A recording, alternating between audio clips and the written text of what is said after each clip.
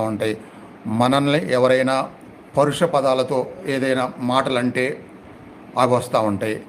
అలానే మనల్ని బాధ పెట్టే విషయాలు ఉంటే అవి వస్తూ ఉంటాయి. మనం ఎవరినైనా ఎక్కువ బాధ పెడితే కూడా, అంటే అనుకోకుండా మోతాదుకి మించి మనం ఎవరన్నా బాధ పెడితే అవి కూడా వస్తూ ఉంటాయి. ఇలా మనుషులకు ఉన్న సంబంధాలకు సంబంధించినవన్నీ ఎక్కువ వస్తూ ఉంటాయి అన్నమాట.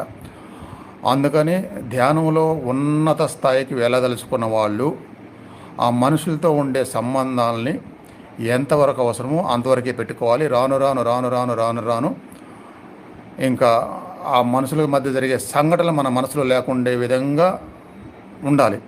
దాన్నే కృష్ణ పరమాత్మ తామరాకు మీద నీటి బిందువుగా ఉంటామని చెప్పారు. అన్నీ జరుగుతాయి, దాన్నే మనసులో పెట్టుకోకుండా ఉంటూ ఉండాలి. ఇలా జరుగుతూనే ఉంటే మనం మాత్రం ప్రశాంతంగా, ఆరోగ్యంగా, ఆధ్యాత్మిక సాధనలో ఉన్నత స్థితికి జీవితం సార్థకం అవ్వాలంటే